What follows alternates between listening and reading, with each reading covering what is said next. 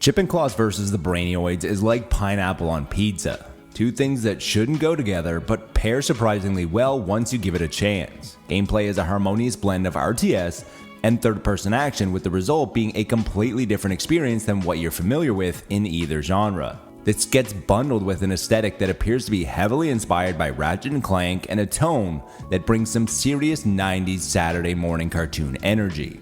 Just like pineapple pizza, it's not perfect, it's not going to be for everyone, but it is a nice change of pace. Before we jump into the video, I just want to take a quick second to say thank you. I understand that life is busy and you have a lot of options on YouTube, so I appreciate you taking the time out of your day to be here. And I hope that you enjoy the rest of the video. Earth is being invaded by aliens, which as of late seems like the least of our concerns. Brainioids from a distant galaxy are trying to steal all of Earth's brainium crystals, and you play as Chip N Clawz, a young inventor, and his Ratchet-like Robocat. If it looks like a 90s Saturday morning cartoon, it talks like it too.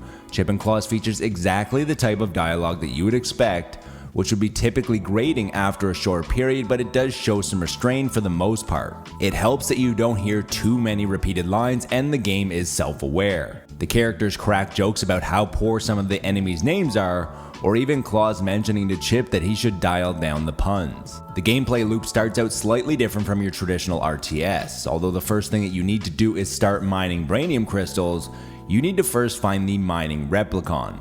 Finding replicons is one of the unique aspects of Chip N Clawz, as you never start with the ability to build anything. Instead, you have to find and quickly capture these replicons, which give you the ability to create certain buildings. While this mechanic might sound tedious to find these replicons every mission, you always start right in front of the mining replicon, and in this setup it works because if you started with the ability to build any unit or building, you would use the same strategy every level and it would eliminate the emergent gameplay moments. There are 9 different replicons in Chip N Clawz, which include more stationary items like a mining factory and a defense turret, and then there are the attack bot replicons, which allow you to build a range of bots from air units to melee and ranged. As you would expect, just like any other RTS game, different units have different strengths against other enemy units with a rock, paper, scissors dynamic. RTS is not a genre that typically plays well on controller, but putting these mechanics into a third-person action is incredibly easy to pick up and play. You can quickly build units, set waypoints, which can either be done with a click of a button for speed or by zooming out into the commander mode for more precision. On the battlefield, you will have the ability to repair and overclock friendly units and even get involved in combat with melee or ranged weapons.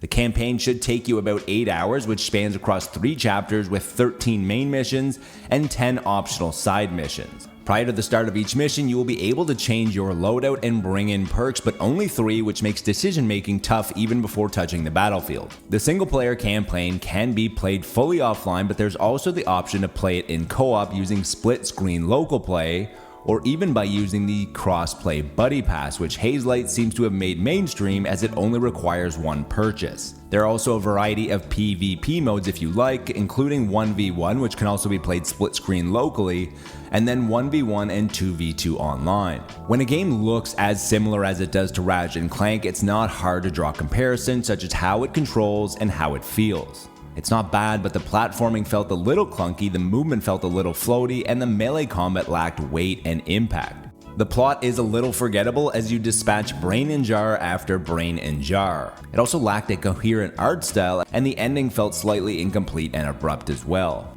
On a systems level, my biggest issue is that the game limits your brainium crystal mining to 1,000 no matter how many mining depots you have. This felt unfair and slowed down momentum. These crystal depots also ran out of resources too quickly, which led to a lot of mining bot micromanaging. As someone who grew up playing RTS games like Warcraft, Starcraft, Command & Conquer, Total Annihilation, Age of Empires, and countless others, I have been on what feels like a never-ending search to find another game to scratch the itch.